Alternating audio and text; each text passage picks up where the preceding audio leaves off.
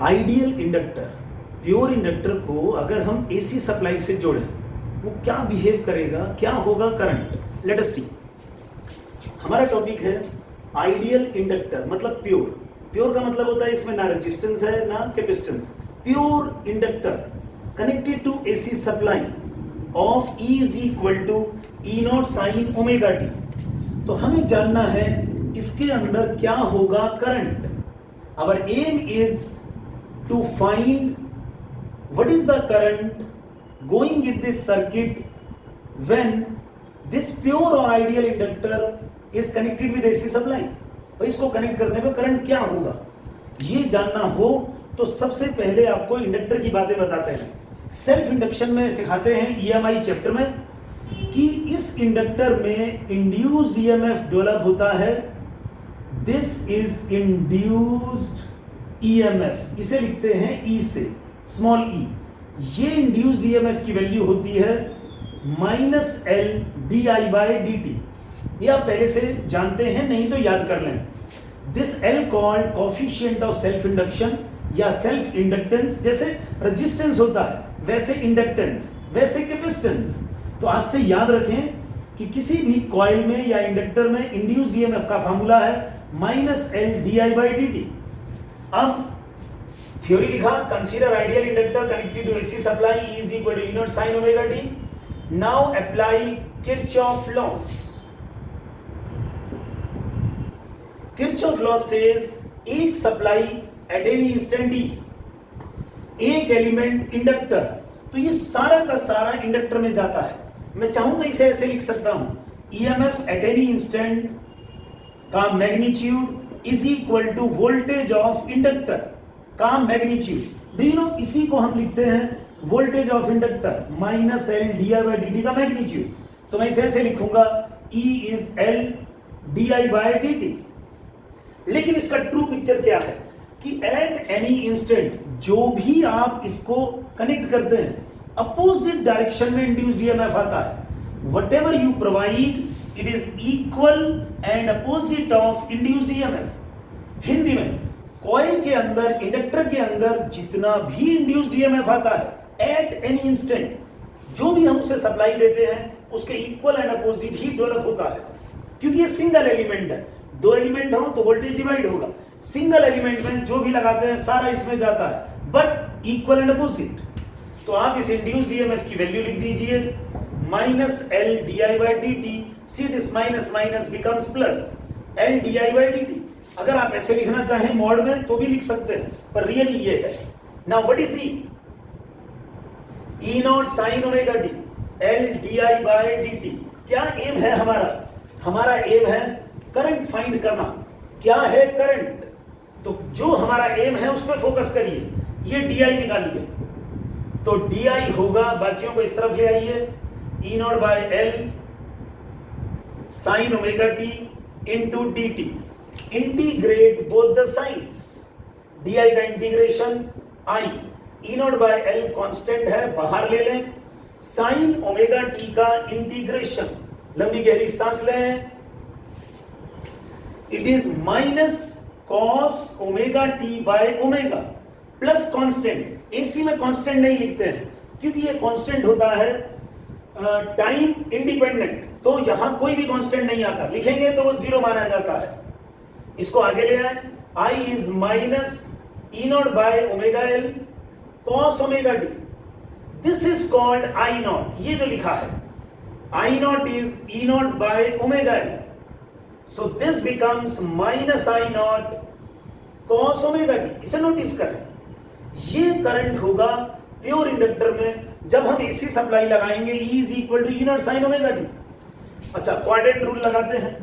तो quadrant rule लगाने से मैं इसे लिख सकता हूं I naught sine omega t -π/2। ये है इसका डेरिवेशन। Prove that current at any instant lags. Current पीछे होता है, इट लैग्स, यू नो, ये पीछे है, 90 डिग्री एंगल पीछे होता है।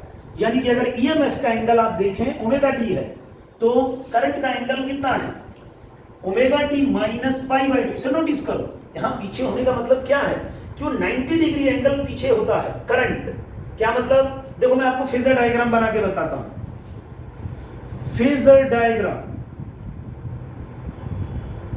When ideal inductor connected to AC. आपने थोड़ी देर पहले नहीं, पिछले लेक्चर में सुना था प्योर इंडक्टर का, तो ईएमएफ का ये एंगल होता है थीटा।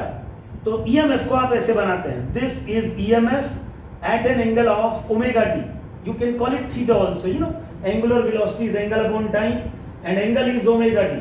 तो ये थीटा एंगल ऐसे बनाते हैं जीरो से इस तरफ। आप जानते हैं एज पर मैथ्स ये जीरो है, ध्यान देना बेटा, जीरो से इस तरफ जाएं तो ये इंक्रीज ऑफ एंगल होता है, 0, 90, 180। अच्छा इस तरफ जाएं तो डिक्रीज बोलते हैं।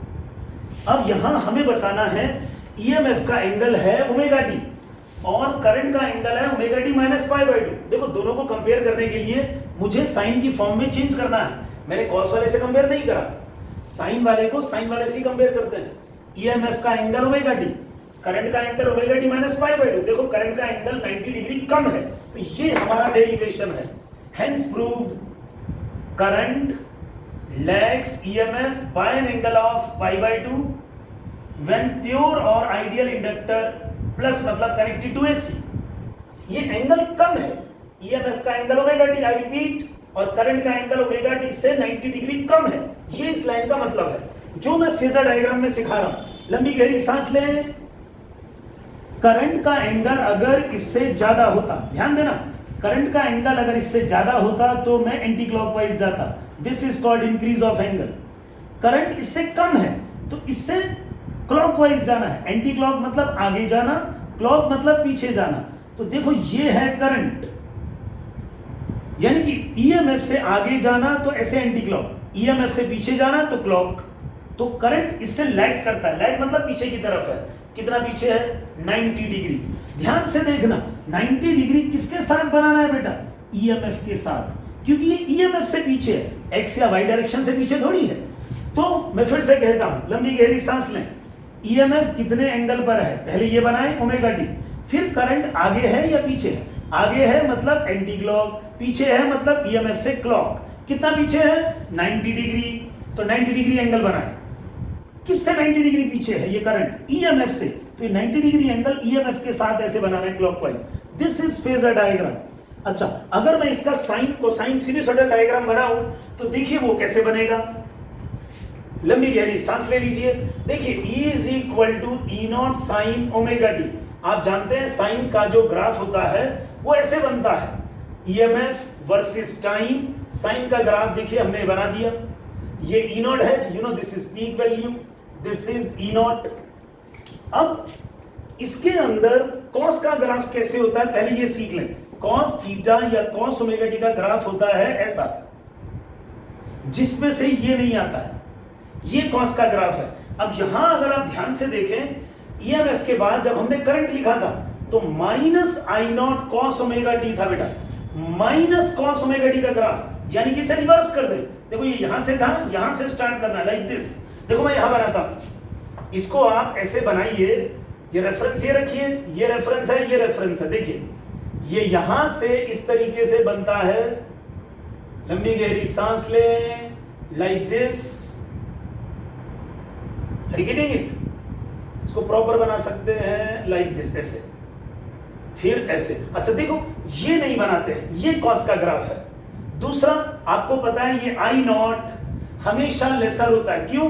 यहां आपने देखा था आई नॉट आया था E naught by omega L, EMF से कुछ डिवाइड करना पड़ा तो करंट आया। So this I naught is always less than E naught, ये ई नॉट से कम होगा।